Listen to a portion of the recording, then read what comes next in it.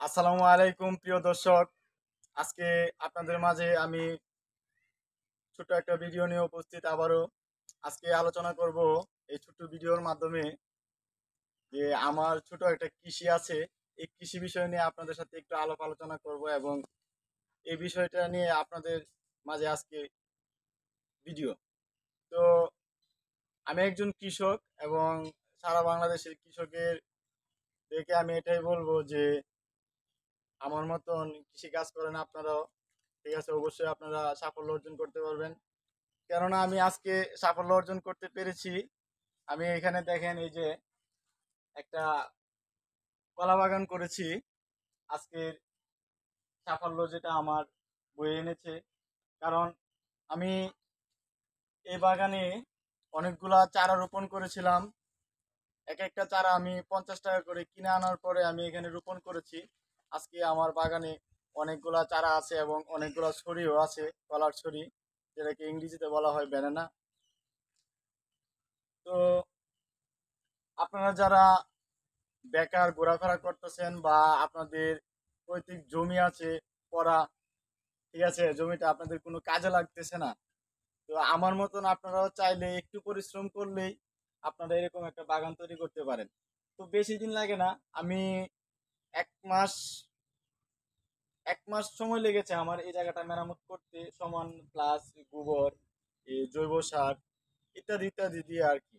তো তারপরে এখন বছর 1.5 বছর হয়ে গেছে বাগানটার বয়স। তো এখান থেকে আমি অনেকগুলা ছড়ি কাটছি। এখন আজকেও একটা ছড়ি কাটবো এবং কয়টা ছড়ি বর্তমান এখানে আছে তাও আপনারা দেখতে পারবেন। এবং এই জায়গাটা কিন্তু আমার খুব বেশি না, অল্প একটু জায়গা, মাত্র 1.5 শতাংশ জায়গার মধ্যে অনেকগুলো ছড়ি। আমি বছরে এখান থেকে আয় করতে পারি মিনিমাম 10,000 টাকা। তে কি মনে করেন আপনারা, যদি মিনিমাম 10,000 টাকা আয় করি 1.5 শতাংশ জায়গার মধ্যে প্রতি বছরে, তাহলে কিন্তু এটা অনেক কিছু আপনাদের জন্য। এবং আপনাদের যাদের প্রচুর পরিমাণের জমি আছে, আপনারা ইচ্ছা করলে আপনাদের এভাবে কলা বাগান করে অনেক কিছু করতে পারেন। তো দেখতে থাকুন আমার ছড়িগুলা, তারপরে আমি যে ছড়িটা আজকে কাটবো কত টাকা মূল্য হতে পারে এগুলা নিয়ে আপনাদের সাথে আলাপ আলোচনা করব। এখন দেখাবো আমি যে আমার 1.5 শতাংশ জমির মধ্যে কতটুকু কয়টা ছড়ি আছে। তো দেখতে থাকুন। এই যে প্রথমে আমি দেখাচ্ছি, এই যে দেখুন একটা ছড়ি দেখতে পাচ্ছেন, মোটামুটি সাইজের ভালোই হয়েছে। তারপরে এই যে আরেকটা আছে ছোট, একদম ছোট ছোট হলেও কিন্তু এটা একটা ছড়ি, ঠিক আছে। তো এটা কিন্তু 5-7 আলি হলেও হবে। তো এটার দাম মিনিমাম 50 টাকা হলে আছে। তারপরে এই যে আরেকটা দেখেন, এই যে আরেকটা ছড়ি, এটা কিছুদিন পরে আমরা কাটতে পারবো। তো এখানেও মোটামুটি ভালো, ছড়িটা মোটামুটি ভালো হয়েছে। এবং এদিকে আসেন যে আমার আরেকটা ছড়ি দেখাবো। এই যে আরেকটা ছড়ি দেখতে পারতেছেন নিশ্চয়ই আপনারা, এই যে দেখা যাচ্ছে, তো নিশ্চয়ই দেখা যাচ্ছে। তারপরে এই যে আরেকটা ছড়ি আছে, ওই যে ভিতরে পাতার জন্য দেখা যাচ্ছে না হয়তো বা, দর্শক দেখতে থাকুন। এই যে আরেকটা ছড়ি আছে। এরপরে দেখেন যে একটা এই যে থোড়া বাড়ছে এই মুহূর্তে, থোড়া থোড়া বাড়ছে। এরপরে এইদিকে আসেন, আরো দেখতে পারবেন আপনারা।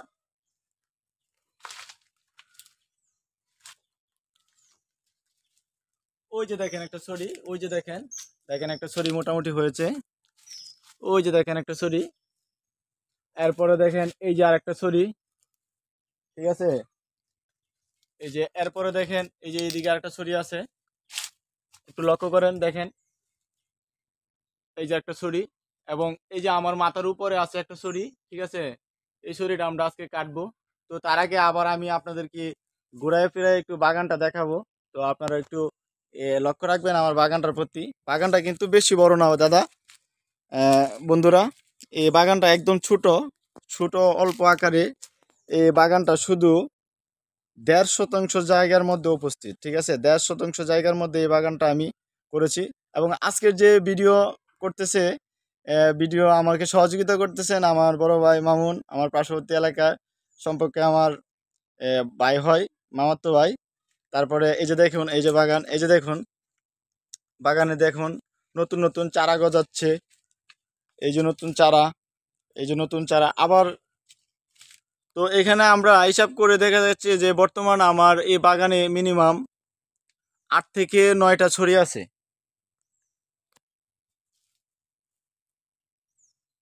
8 থেকে 9টা ছড়ি আছে, তে 9টা ছড়ি এখানে কিন্তু অনেক টাকা মূল্য। তো ভাই আপনারা এখন দেখেন যে এখানে একটা ছড়ি কারেন্টের তারের সাথে প্যাঁচ লেগে আছে, এই ছড়িটা এখন পারবো। তো আপনারা দেখতে থাকুন এবং ছড়িটা আপনারা দেখবেন যে কত টাকা মূল্য হতে পারে।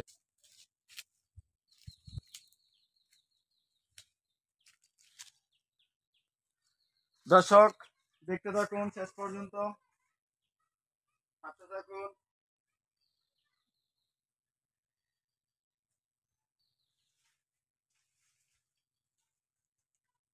এবং ছড়ি কাটতে বিভিন্ন সময় বিভিন্ন জিনিসের প্রয়োজন হয়, যেমন দাওয়ের প্রয়োজন হয়, আবার সাফলের প্রয়োজন হয়, ইত্যাদি ইত্যাদি। ঠিক আছে, তো আপনাদের যারা পরিকল্পনা অলরেডি আমার ভিডিও দেখে করতেছেন যে আপনারা এটা করবেন, তো আপনারা সাফল এবং দাও একটা বানায় নেবেন।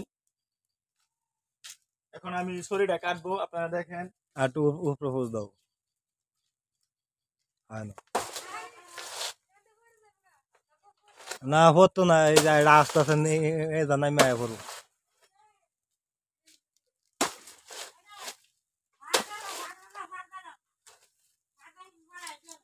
আর না হয় না।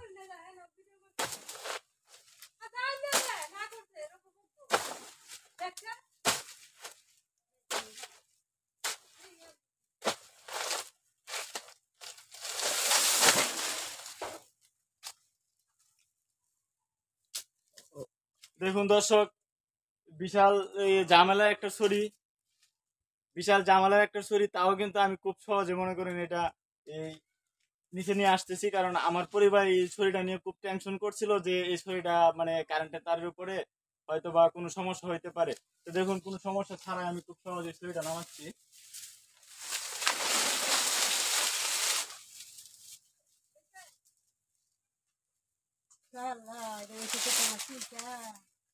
এই যে দেখেন দর্শক, দর্শককে একটু দেখাও ছড়িটা। মিনিমাম বর্তমান বাজারে দর্শক এই ছড়িটা মিনিমাম 500 থেকে 450 টাকা আছে, 500 থেকে 450 টাকা আছে।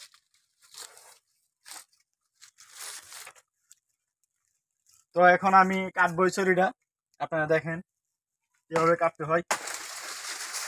প্রথমে আমরা পাতাগুলো ছেটে নিব, পাতাগুলো ছেটে নিলে খুব সুবিধা হয় এবং এটা ভালো। আর এটাই নিয়ম, কলা গাছের নিয়ম হচ্ছে এটা।